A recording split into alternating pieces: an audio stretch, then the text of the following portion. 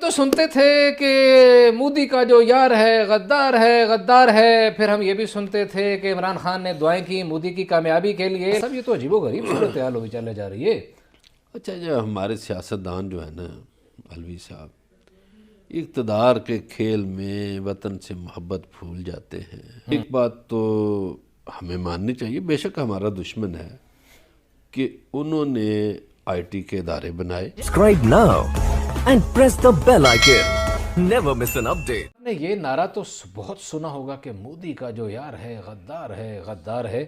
और आपने ये भी सुना होगा कि वज़ीर-ए-आज़म इमरान खान ने मोदी की कामयाबी के लिए दुआ की थी। हम आपको आज बताएंगे कि मोदी ने पाकिस्तान में किस अहम शख्सियत के साथ रब्ता किया है और उनके अभी भी किसके साथ रवाबित हैं। मज़हर बरलास साहब, ये तो अजीबोगरीब सूरत हाल होगी चले जा रही है। अच्छा, जो हमारे सियासतदान जो है ना अलवी साहब, इक़्तिदार के खेल में वतन से मोहब्बत भूल जाते हैं। इक़्तिदार तो सब कुछ नहीं होता, अपना वतन बहुत कुछ होता है। धरती तो माँ होती है। बिल्कुल सही है। तो धरती का ख्याल करना चाहिए। इक़्तिदार आनी जानी चीज़ है। इक़्तिदार आज अगर आपके पास नहीं तो इसका ये मतलब नहीं कि आप हमारे दुश्मनों से मिलें या अपने मुल्क के दुश्मनों से मिलें। सही है। और प्रोग्राम इस तरह का बनाएं और प्रोपेगेंडा करें और बयानिया आपका ऐसा बन जाए जो रियासत के खिलाफ हो, तो इससे इज्तनाब करना चाहिए। जी बिल्कुल सही साहब। ये हम तो सुनते थे कि मोदी का जो यार है गद्दार है, फिर हम ये भी सुनते थे कि इमरान खान ने दुआएं की मोदी की कामयाबी के लिए। लेकिन कोई सुना है कोई नया मोहब्बतनामा आया है मोदी की तरफ से?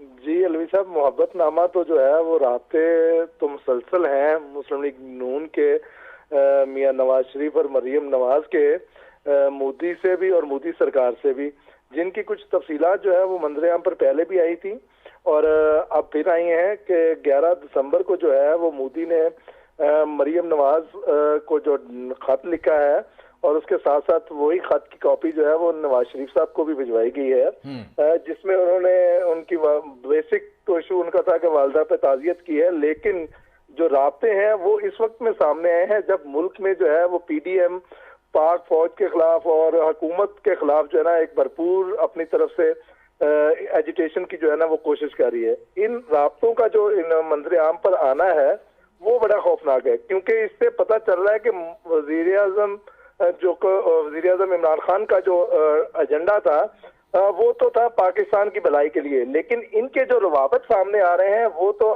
2 साल से मियां नवाज शरीफ पहले भी जब ये गवर्नमेंट बनी तो उस वक्त भी राब्ते में थे उनसे, लेकिन जब से वो लंदन गए हैं तब से वो मुसलसल इनसे राब्ते में भी हैं और अपना जो उनका इशू है उस पर भी वो बात कर रहे हैं और उस पर सपोर्ट भी मांग रहे हैं। वो बुखारी साहब, खत के मतन के हवाले से भी बताइए। पता चला है मतन में बड़ी मोहब्बत भरी बातें की गई हैं। मोदी ने बड़ी याद दहानी कराई है। जब वो यहाँ आए थे तो मरहुमा उनको जिस तरह मोहब्बत से प्यार से शफकत से मिली थी और भी कुछ गुफ्तगू हुई। क्या है मतन?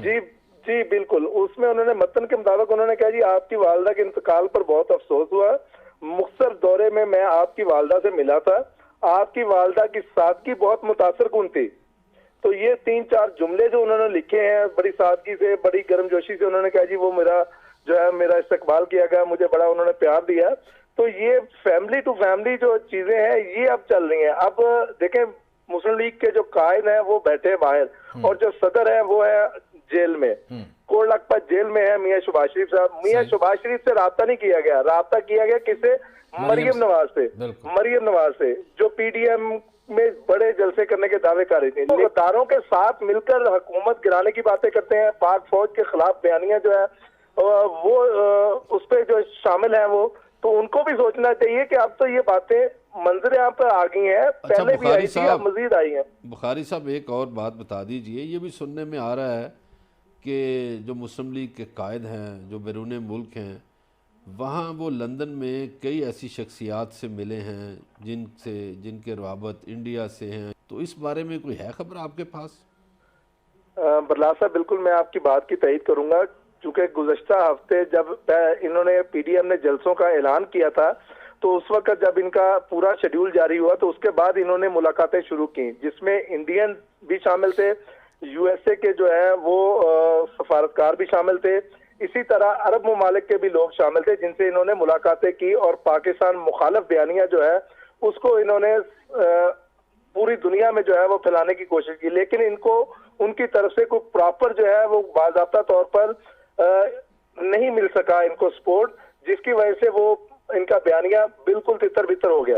आपको पता है हमारा हमसाया भारत जो है कोई ना कोई ड्रामेबाजी करता रहता है, और उस नई एक ड्रामेबाजी ये की है कि पाकिस्तानियों का डाटा हासिल करने के लिए और पाकिस्तान के बाअसर लोगों का, ताजरों का, तलबा के वालिदैन का एक ड्रामा किया, एक सॉफ्टवेयर उसने बेचा है और वो बरतानिया के ज़रिए बेचा गया है और वो पाकिस्तान में इंस्टॉल करवाया और पाकिस्तान के कराची के एक मारूफ स्कूल में मुबैना तौर पर एक जो कराची ग्रामर स्कूल है उसमें उसको इंस्टॉल करवाने की कोशिश की गई है, और वो साइमन ग्लासन नाम के जो उसके प्रिंसिपल हैं उनके ज़रिए काम करने की कोशिश की गई है। और हमारे ज़राए का ये भी कहना है कि ये ऐसी कंपनी है जिसका ये जो सॉफ्टवेयर है MS कैपिटा प्राइवेट लिमिटेड जो है, इस कंपनी ने इसको, ये बम्बई में रजिस्टर्ड है और इसको ऑपरेट किया गया है मुख्तलिफ अंदाज से, और इसका बंगलोर में भी एक ऑफ़िस है। उसको क्यों किया गया है? ज़ाहिर है कि इस तरह की कोई हरकतें जिस तरह वो रूटीन में करते हैं कि पाकिस्तानियों का डाटा किस तरह चुराना है, तो उस वजह से ये कोशिश की गई है। मसर बरलास साहब, आपकी तरफ बढ़ना है जनाब कि ये मोदी साहब जो हैं ये इस तरह के जो काम करते रहते हैं हमारे डाटा चुराने के हवाले से, ज़रा इस पर कोई थोड़ा सा कमेंट कर दें। अच्छा, इसमें दो तीन बातें। एक तो ये जो बेंगलोर का आपने हवाला दिया, एक बात तो हमें माननी चाहिए, बेशक हमारा दुश्मन है कि उन्होंने IT के इदारे बनाए। जब हमारे यहाँ हुकूमतों से रब्ता करते थे बैरूनी लोग, तो हमारे लोग कहते थे जी वो हमें सलूट करें, तो वो हमें ख़त लिखें, तो फलां, हमारे कई अरस्तू ये कहते थे। मैं जानबूझ के उस रस्तू का नाम नहीं ले रहा। जी जी। तो उसी दौरान इंडियन गवर्नमेंट ने बाहर की दुनिया को वेलकम किया। अब ज़ाहिर है वो IT में जब चले गए तो अब जितने भी हमले हो रहे हैं पाकिस्तान को बदनाम करने के लिए या पाकिस्तान के ख़िलाफ़, वो IT सेक्टर से किए जा रहे हैं।